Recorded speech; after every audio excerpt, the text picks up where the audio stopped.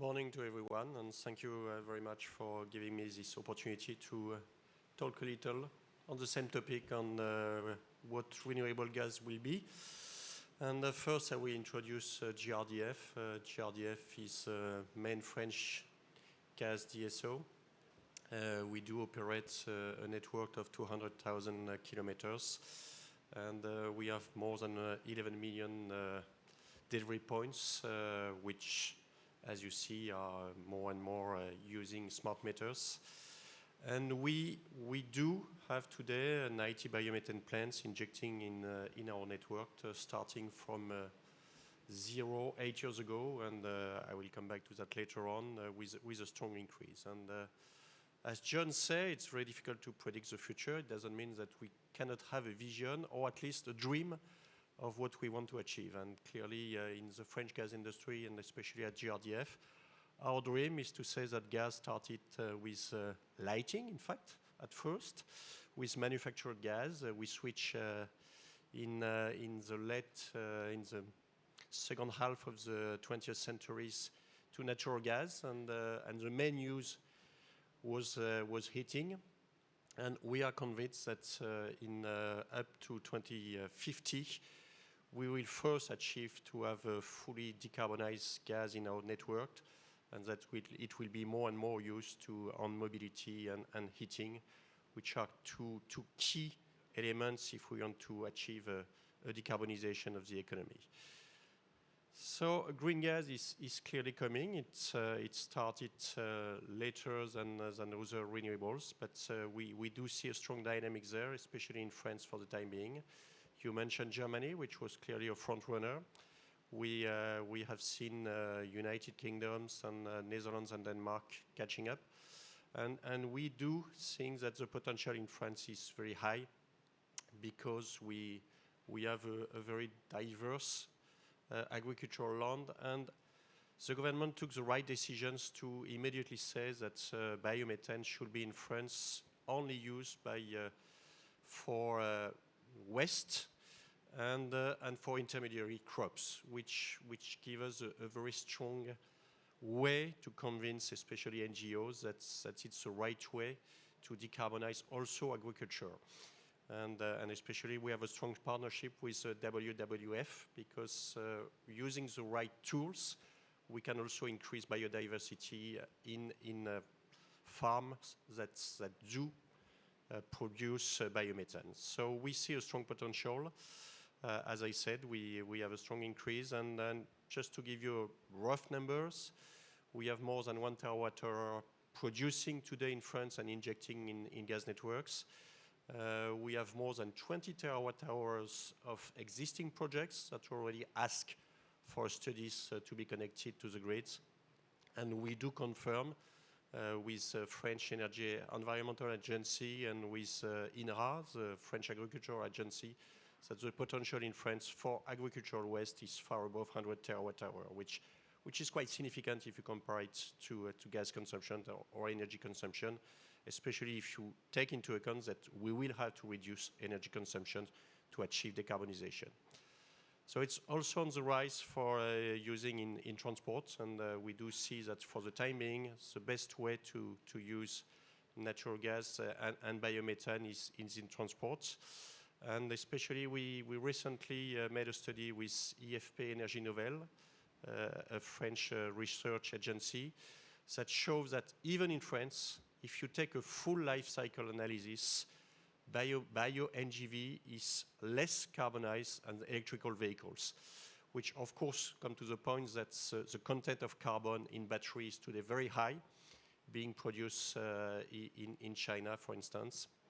And it's, again, very important to take into account life cycle analysis.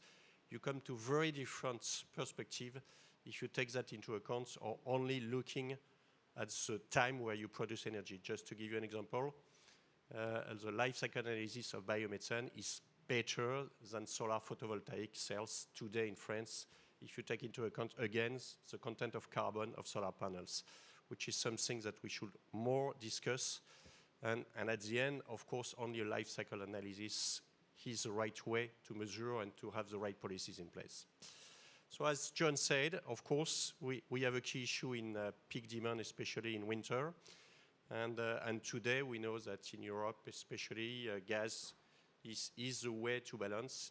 And even in France, where you know that electrical heating has been developed a lot in the last centuries. So basically, half of the peak winter demand for electrical heating of Europe is in France today. Even there, of course, we cannot manage this peak demand without gas. So which is clearly one of the answers. How can we manage, as you said, John, thermal demand? Gas will be part of it. And of course, renewable gas will be necessary because we already know how to store seasonal demand on natural gas. By the way, we do also know how to store coal or oil, but we don't think they could be part of the solution. So as I said, biomethane is already a very environmental effective solution. We can clearly see that by substituting coal or even natural gas by biomethane, we have a strong reduction of CO2 emission. And as the other John explained, it's also very well to have a sustainable agriculture. And we are convinced that especially in a time where we have seen in France the Yellow Jackets movement, where we see this fracture between farming areas and cities, explaining that the cities will give additional revenues to agricultural land is also very good for an environmental policy. So trying to speed up a little to keep the time of the conference, I come now to the issue of cost. And here is a key challenge because from time to time people say, whoa, you see biomethane is very, very expensive. And if you look at it from a different angle, you can say it's very competitive.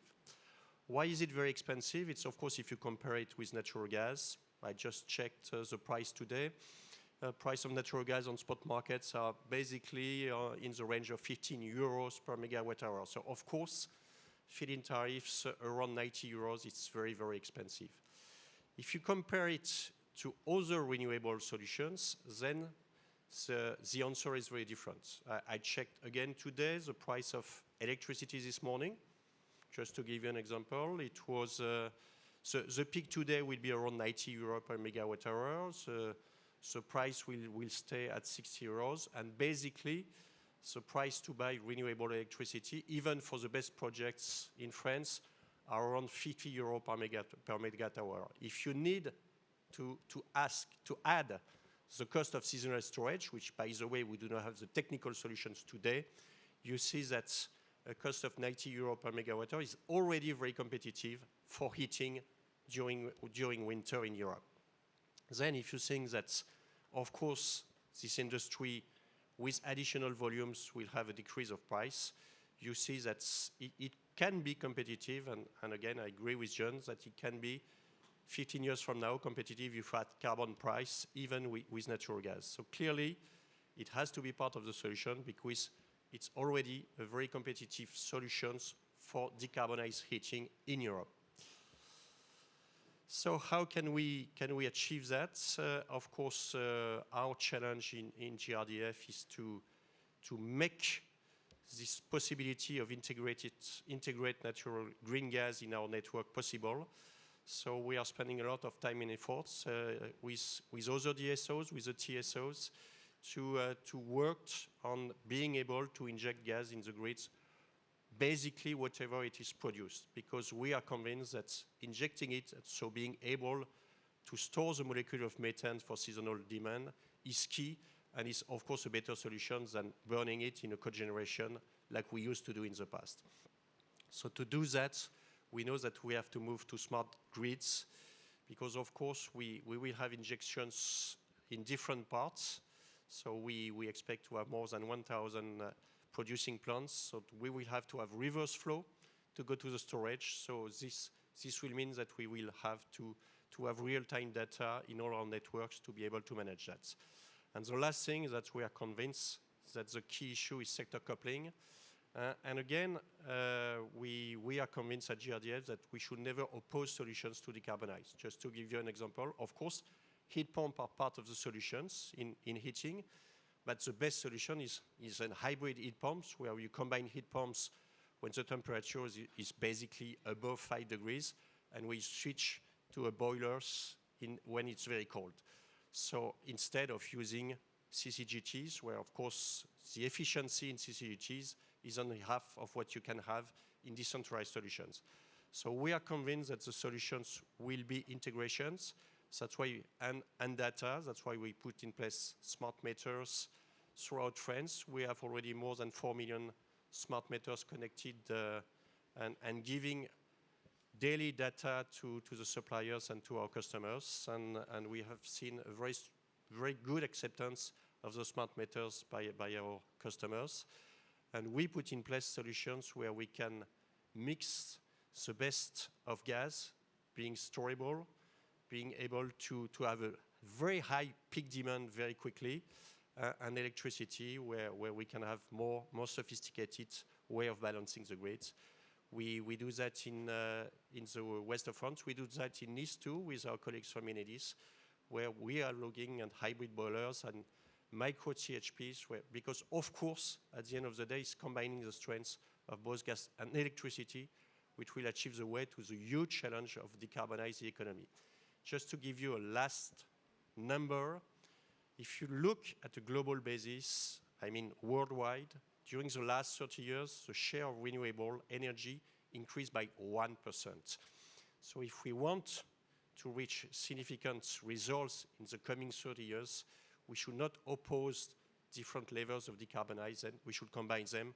And of course, gas grids and gas renewables is a key element of that. Thank you very much for your attention.